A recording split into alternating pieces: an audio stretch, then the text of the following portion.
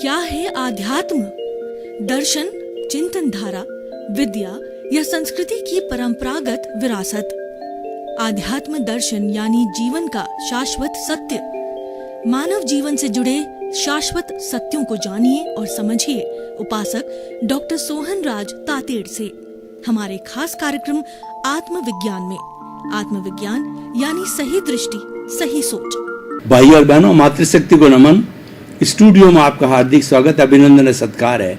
आत्मविज्ञान science of the soul कार्यक्रम के अंतर्गत हम आपको सही दृष्टि, सही सोच, राइट विजन, राइट थिंकिंग के तहत जो आपकी रॉन्ग बिलीफ है, जो आपका गलत चिंतन है और जो आप अशुद्ध भाव से सोच रहे हैं, उसको हम शुद्ध भावों के अंदर बदलते हैं, उसको हम करेक्शन देते हैं। ये दृष्टि का विज्ञान है और हम आपको कुदरती रचना और कुदरत के कानून के तहत आपको सार्वभौम सत्य, यूनिवर्सल ट्रुथ बताना चाहते हैं। उससे आपको शाश्वत सुख की प्राप्ति होगी। तो भाई और बहनों, ये सारा कार्य हम अलग अलग एपिसोड्स के माध्यम से करते हैं और आज का हमारा बहुत ही सुंदर विषय है जो हम आपके सामने लेकर प्रस्तुत हो रहे हैं। तो आज का हमारा विषय है पहले चेतन मन, अवचेतन मन और अचेतन मन।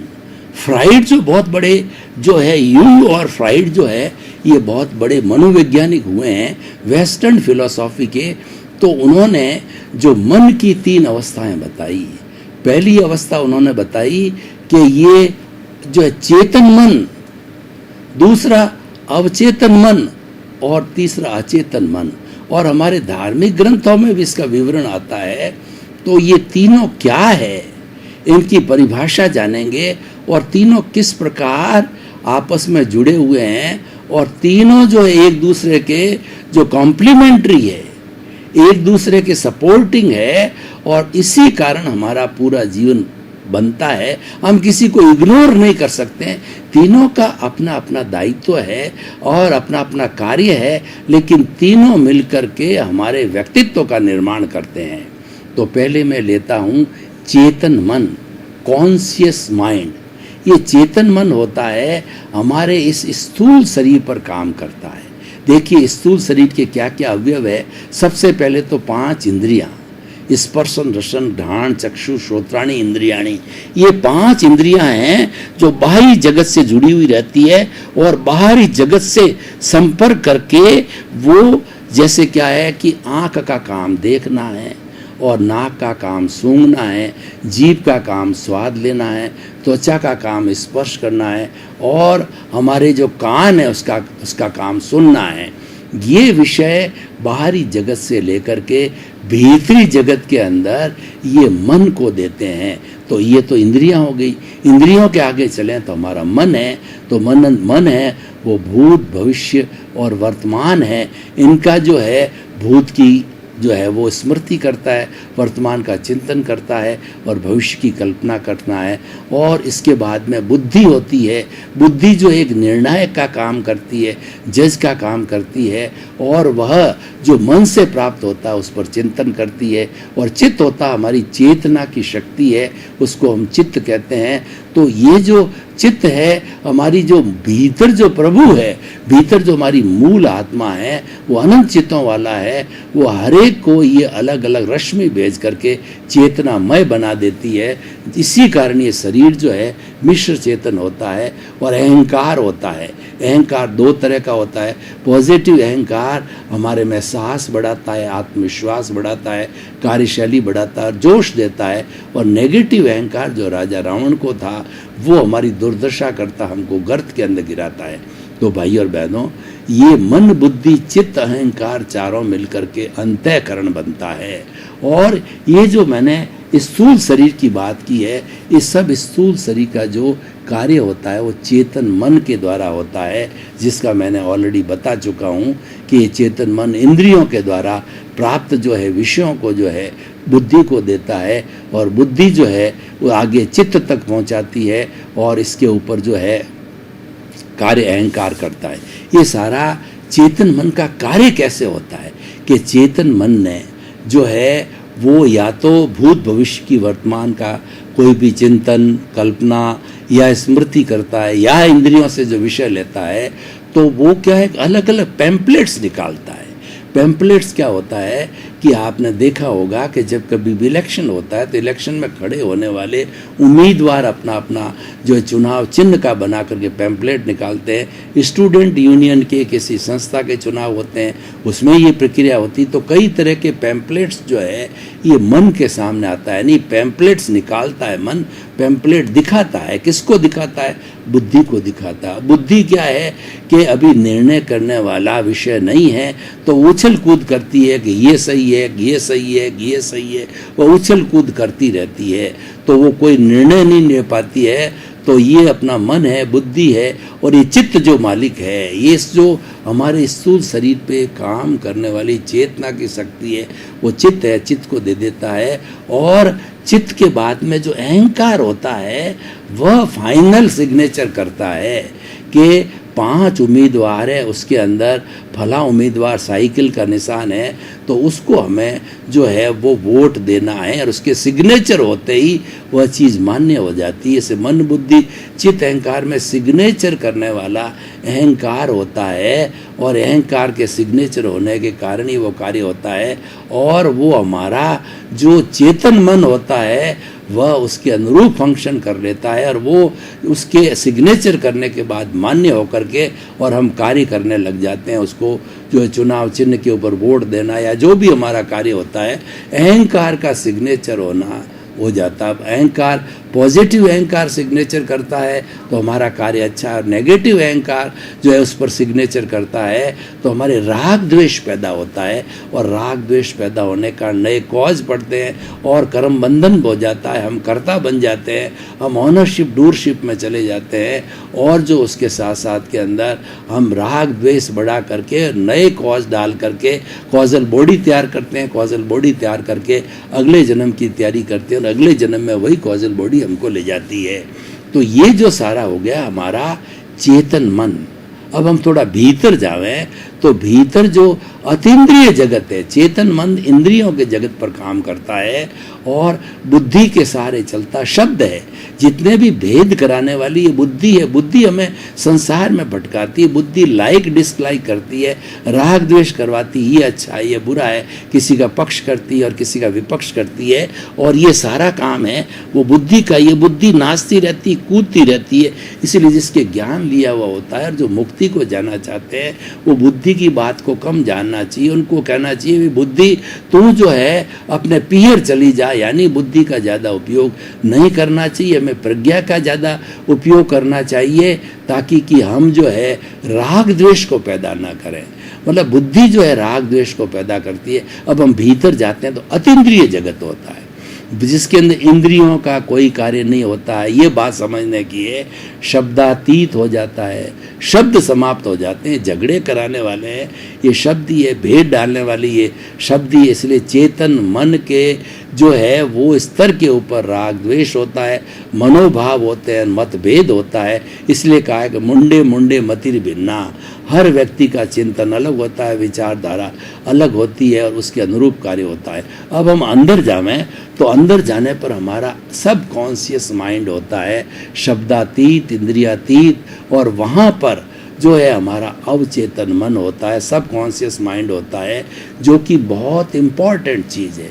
दुनिया के अंदर मनुष्य शरीर के जितना कोई भी बड़ी फैक्ट्री जो है इस दुनिया में नहीं है। और वो फैक्ट्री का सबसे बड़ा संचालन होता है वो अवचेतन मन, सब कॉन्शियस माइंड, ल्यूमिनस बॉडी के अंदर होता है, क्योंकि वहाँ पर प्रोडक्शन होता है।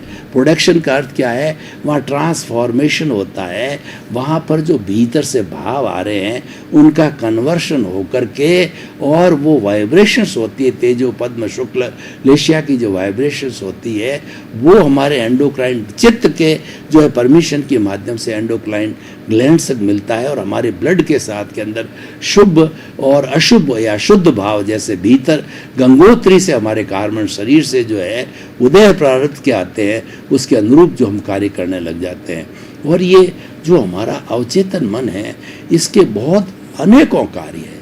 अवचेतन मन सबसे बड़ी फैक्ट्री है कि अवचेतन मन है, बड़े बड़े अवधान के कार्य होते हैं जो स्मृति वाले होते हैं, वो 10-10, 20-20 हजार की संख्या को याद करके और बिना लिखे वापस बोल जाते हैं। और किसी ने उनको कह करके अवधान करने वाले मुनि को या सन्यासी को या साधक को जब कोई भी 10 अंक सुना दिए जाते हैं तो वह अवचेतन मन के अंदर डाल देता है और वह उसको याद हो जाता है और पुनः जो है उसको रिपीट कर देता है। हम आपको बताना चाहते हैं कि आपने बचपन के अंदर 2-5 वर्ष की आपकी अवस्था थी, उसके अंदर कोई ऐसी चीज़ है जो आपने अवचेतन मन में डाल दी, तो अवचेतन मन में डालते आज भी वो स्मृति में रहती है। अवचेतन मन सब चीज़ को रिकॉर्ड करता है और वह भूलता नहीं है, याद करते ही तुरंत आ जाती है।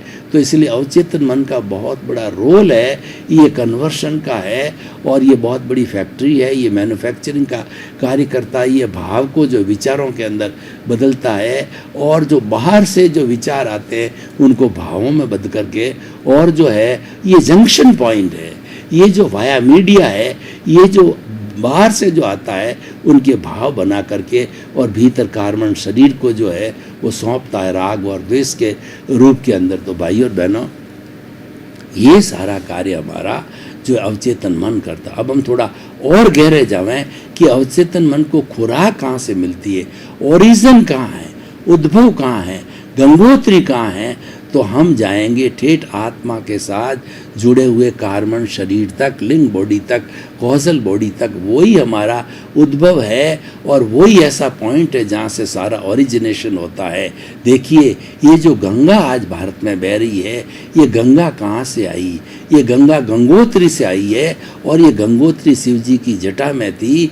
तो शिव जी को जो भक्त थे, जो है भगवान राम के पूर्वज थे भगीरथ जो थे, तो उन भगीरथ ने जो है वो जो है भगीरथ ने उनकी प्रार्थना की, उनकी साधना की, उनकी तपस्या करी और उनसे निवेदन किया कि हमारे यहाँ पर पाप बहुत पड़ रहा है, तो आपकी जटा में से गंगा को बाहर निकालिए और ज़मीन पर बहाइए। तो हरिद्वार के अंदर वह उनकी तपस्या से जो प्रसन्न होकर के शिव जी ने वो गंगा को बहाया और वो गंगा आज जो है हमारे पूरे हिंदुस्तान में बहती बहती जो है वो पापियों का उद्धार करती है। गंगा जल इतना पवित्र होता है कि हमारा अंतिम समय होता है तो मुंह में गंगा जल डाला जाता है, क्योंकि वो पवित्रता की निशानी, और गंगा जल का रसास्वादन करके हम जो है सदगति को जाते हैं, ऐसी हमारी मान्यता है। तो भाई और बहनों, ये सारा अवचेतन मन में होता है, ये आता है हमारा अचेतन मन के अंदर।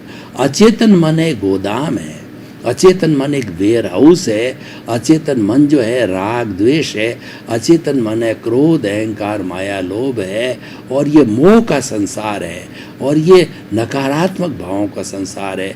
इसके अंदर पुण्य पाप जो है दोनों होता है। और अगर दार्शनिक भाषा में बात करूं कि 8 जो कर्म, 8 आवरण जो आत्मा पे आए हैं, वही सारा हमारा अचेतन मन होता है। और वो कार्बन शरीर भी उसी को कहते हैं, कॉजल बॉडी इसी को कहते हैं। 8 तरह के जो मूल जो है कर्म होते हैं, ज्ञानावर्णीय कर्म, दर्शनावर्णीय कर्म, वेदनीय कर्म, मोहनीय कर्म, आयुष्य कर्म, नाम कर्म, गोत्र कर्म और अंतराय कर्म। इसमें से 4 जो है वो घाती कर्म है। घाती कर्म कौन से हैं? तो एक तो होता है ज्ञानावर्णीय, दूसरा दर्शनावर्णीय, तीसरा मोहनीय और चौथा अंतराय। ये घाती कर्म है, केवल आत्मा की घात करते हैं और आत्मा के साथ अपडेट होते रहते हैं। पूर्व जन्मों का जितना भी ये चारों तरह के कर्म होते हैं, प्योरली ये पाप कार्य कर्म होते हैं, ये अपडेट होते रहते हैं। इस जन्म में हम आते हैं, अपडेटेड होता है। तो इसको आप चाहे जन्म जन्मांतर का माने या कंसोलिडेटेड पिछले भाव का माने, वो दोनों एक ही बात है। और दूसरे जो कर्म होते हैं वो अघाती कर्म होते हैं, वो पुण्य और पाप दोनों होते हैं, अच्छे बुरे दोनों होते हैं। और वो हर प्रकार का जैसा जैसा शरीर धारण करता है आयुष्य के अधीन, उसके साथ ही वो कार्य करते हैं। जैसे कि वेदनीय कर्म होते हैं, वेदनीय कर्म मनुष्य गति, नरक गति, तिर्यंज गति और देव गति, चारों के अलग अलग तरह की साता शाता वेदनीय होती है। आयुष्य होती है, आयुष्य के अंदर 4 मैंने बताया, नरक गति, तिर्यंज गति, मनुष्य गति, देव गति।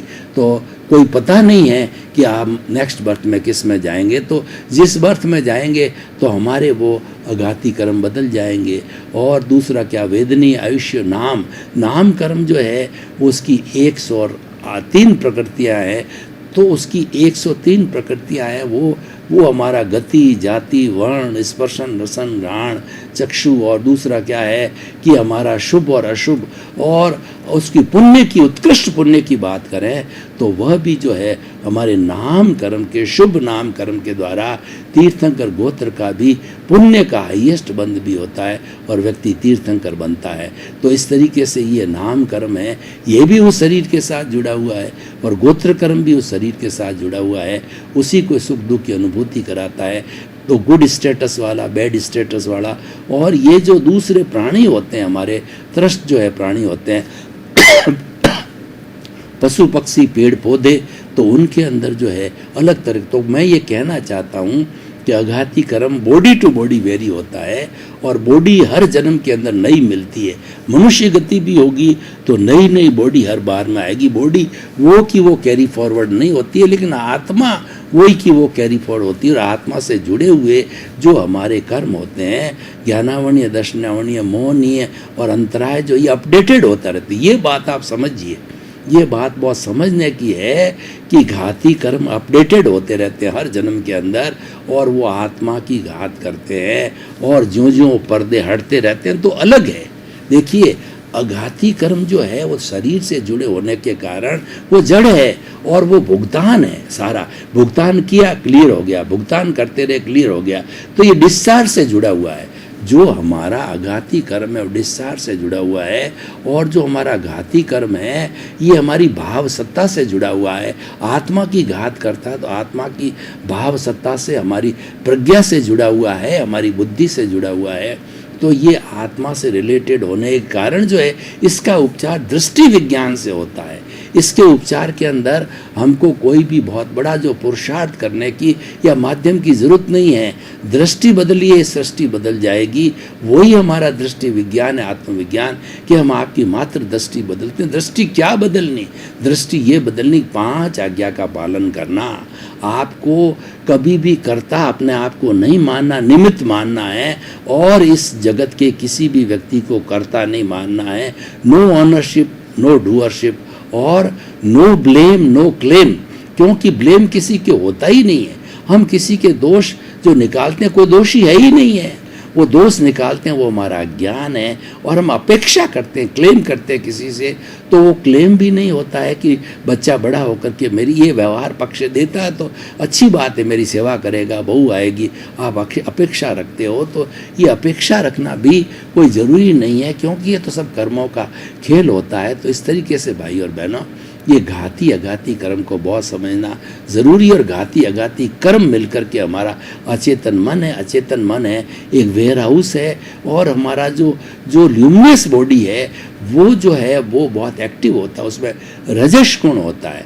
रजस गुण का मतलब हो गया कि वह जो है वो ये हिलता है, डुलता है, क्रिया करता है, एक्शन करता है, इनर्शिया देता है और कन्वर्शन करता है। सब काम काज करने वाला जो हमारा जो है चेतन और अचेतन मन के बीच में ब्रिज है, वो अवचेतन मन, सबकॉन्शियस माइंड है, और वो बहुत बड़ा इम्पोर्टेंट है। इसीलिए क्या होता है कि जैसा गीता के अंदर भगवान कृष्ण ने बताया कि जिस तरीके से मनुष्य पुराने कपड़े को जो है वह जीर्ण शीर्ण हो जाता है तो कपड़ा छोड़ करके नया कपड़ा धारण करता है, उसी तरह से आत्मा जिस शरीर के अंदर निवास करती है वह जीर्ण शीर्ण होने पर आत्मा कपड़े की तरह वो शरीर को छोड़ करके नया शरीर धारण कर लेती है। तो ये करती कैसे? इसको अंतराल गति करते हैं कि आयुष्य समाप्त होकर के आत्मा जब दूसरे शरीर में जाती है तो हमारी विशुद्ध आत्मा है, वो तो अक्रिया है, अशरीरी है, तो वो तो अपने आप जा ही नहीं सकती, वो तो हिलती डुलती नहीं है।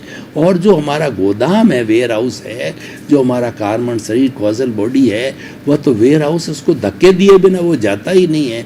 तो इन दोनों को धक्का देने वाला ल्यूमिनस बॉडी है, सबकॉन्शियस माइंड जिसको हम कहते हैं, वो तेजस शरीर जब धक्का देता है तो ये तीनों जाकर के और मोमेंट ऑफ इनर्शिया के द्वारा जो है अधिकतम 4 समय, 1 समय, 2 समय, 3 समय, 4 समय, अधिक समय 4 समय के अंदर जो है वो जाकर के किसी के गर्भ में, जिस माता का जो कर्म बंधन की आयुष्य का उस गर्भ में जाकर के उस समय में उस स्थान के अंदर जाके जन्म ले लेते। तो भाई और बहनों, इस एपिसोड को आज मैं ओपन टू द ऑडियंस करूँ, इसकी रिलीवेंस, इसकी सामाजिक उपयोगिता, इसकी वायबिलिटी और ये इससे हमको लाभ क्या होगा, तो इसमें सब हमारे लाभ ही लाभ है। ये तीनों कॉन्सेप्ट को जानना जरूरी है कि चेतन मन क्या कार्य करता है, अवचेतन मन का क्या कार्य है और अचेतन मन का क्या कार्य है।